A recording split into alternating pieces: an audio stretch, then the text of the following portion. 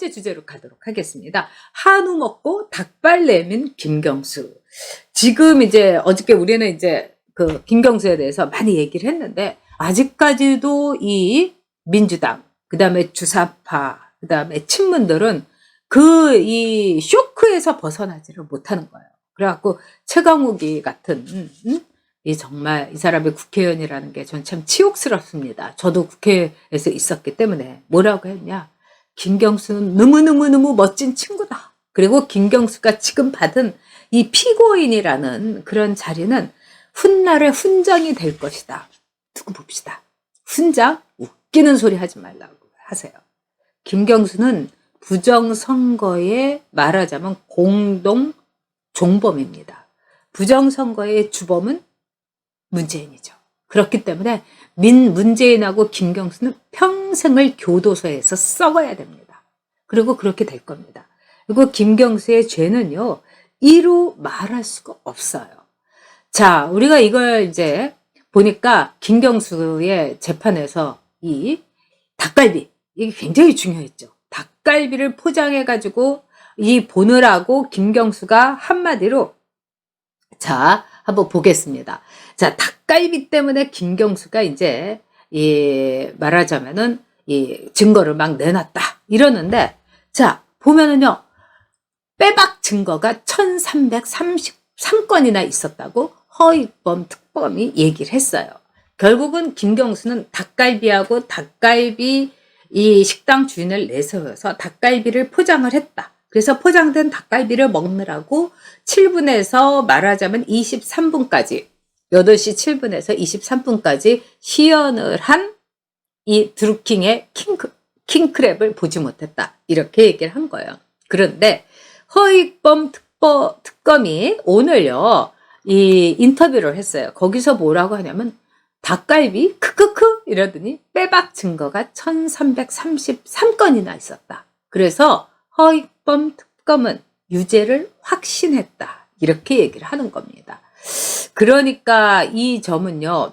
또 허익범 특검이나 이렇게 밝혀낸 거에 따르면은 한우를 그 전에 와서 먹은 적은 있지만 닭갈비를 먹은 적이 없다는 거예요. 왜냐하면 드루킹 그 경공모의 멤버들이 기억이 없다고 한 사람이 많았던 거예요. 그래서 경공모의 멤버들이 이야기한 게 더 신빙성이 있었고 그 외에도 이 경수가 닭갈비를 먹지 않고 그러니까 우리가 뭐 먹고 오리발 내민다고 하는데 한우 먹고서 이제 닭발을 내밀었다고 이렇게 볼 수 있는 거죠. 그래서 허익범 특검은 빼박 증거가 너무 많았다. 그리고 우리가 이 한 부장판사로 이 차문호에서 이렇게 바뀌면서 이건 무조건 무죄 나올 거다 했는데 뭐라고 하느냐 이런 얘기를 하더라고요.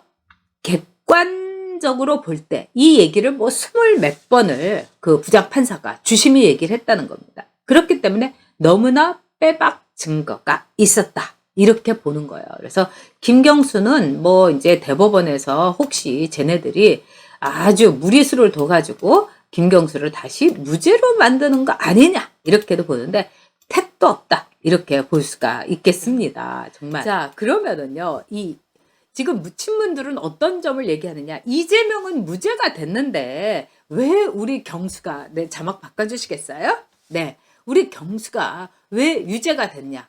이재명 같은 이 천하의 XX도 무죄를 때렸는데 왜 우리 경수가 유죄가 됐냐 이러면서 부들부들 떨고 있다는 거예요.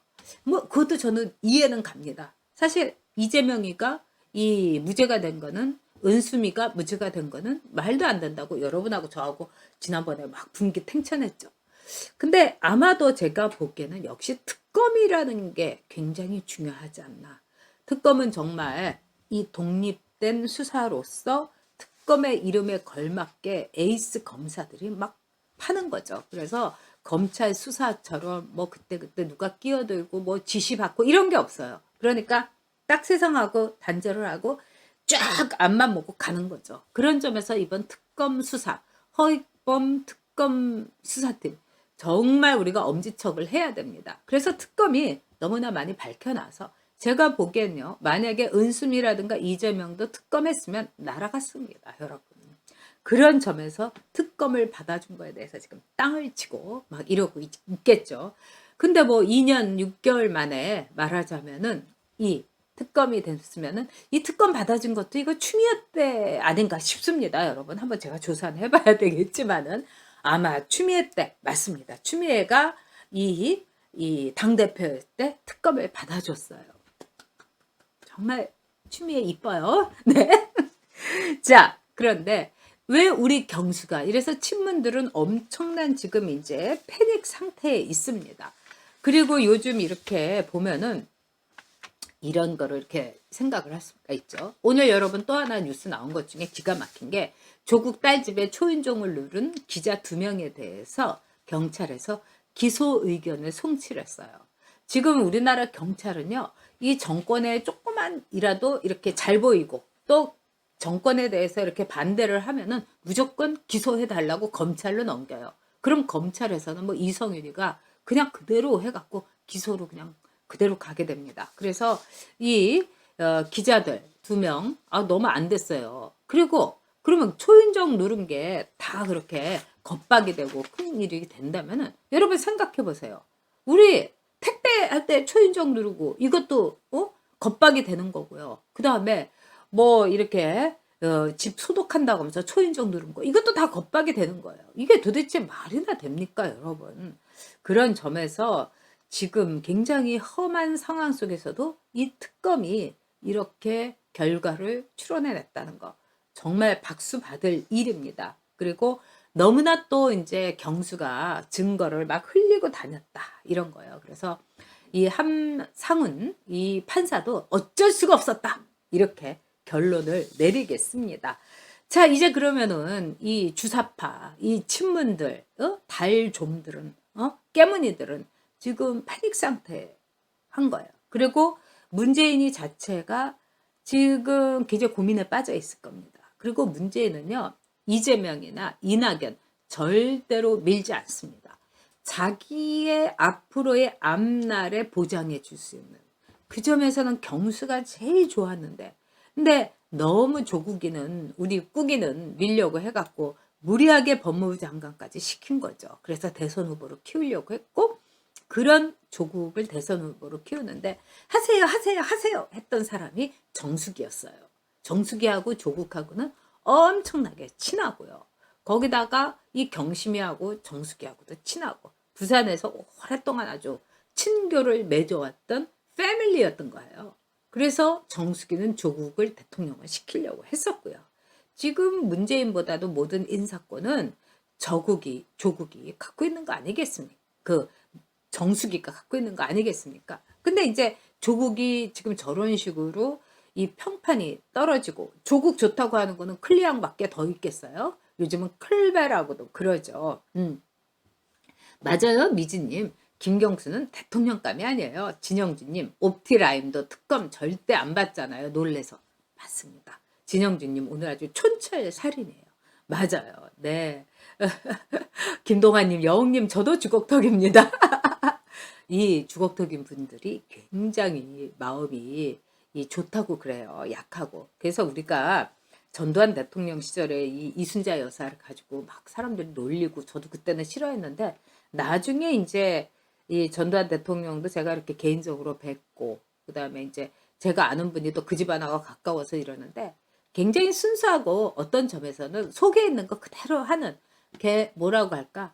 이 한 개인으로 보면 참 좋은 사람이었다 이러면서 저한테 그분이 원래 턱이 조금 나온 분들이 마음들이 약해요. 뭐 이러면서 웃었던 적이 있는데 저도 약간 턱이 나왔어요. 그런 점에서 마음이 약한 거죠. 네. 아, 홍달공님이 해주셨네요. 자유한국당 홍준표 당대표 시절 김성태가 단식으로 특검 받아낸 거죠. 그렇습니다. 기억납니다. 네, 아유, 감사합니다.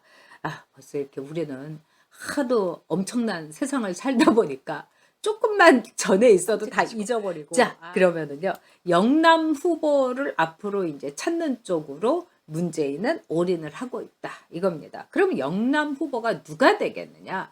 지금 사실은 영남 후보가 별로 없어요. 유일하게 이 TK에 남아서 오락가락하고 다시 알릴레오의 얼굴을 내밀고 있는 유시민밖에 영남 후보가 없습니다. 뭐 영춘이를 시키겠어요? 영춘이는 또 김영춘이는 라임에 걸려 있죠? 진짜 없어요. 그래서 문재인이가 김경수 재판 때문에 아주 그냥 머리 싸매고 누워있다. 굉장히 타격이 컸다. 이런 얘기가 지금 쫙 청와대 기자들 사이에서 돌고 있습니다. 그래서 아주 그 김경수가 아마 김명수한테 진짜 전화해가지고 난리치고 그랬을 겁니다.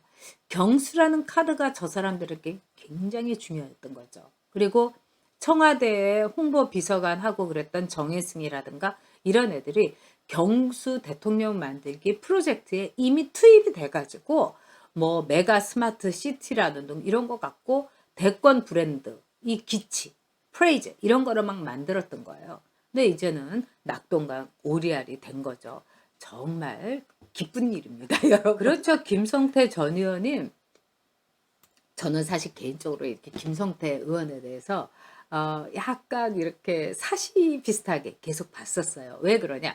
이분이 원래 민주당 그 공천을 받아서 시의원을 했던 분이에요. 그리고 이분이 또 어떤 게 있었느냐? 한마디로 이제 노조 활동을 해가지고 좀 이 노조 제일주의 그 기업에 대해서는 이제 문제가 있었어요. 그렇지만은 나중에 이렇게 점점 이 우파의 가치에 이분이 이렇게 이 물이 드는 거 이렇게 아주 좋은 염색처럼 아름답게 물이 드는 걸 보고 제가 흐뭇해했죠. 네, 김성태 의원님, 누가 내가 그렇게 고생한 거 알아주랴. 정치라는 건 그렇지만 이렇게 우리들이 알아주고 있습니다. 나중에 제가 김성태 의원 만나면 잘했어 이렇게 얘기해 주겠습니다. 다 잊어버리죠. 사람들은 저에 대해서도 잊어버리고 그렇지만 잊어버린 대로 어떻습니까? 그거는 당연히 해야 될 일이었던 거예요. 정치인으로서. 김성태 의원도 그렇고 저도 그렇고요. 여러분 파이팅입니다.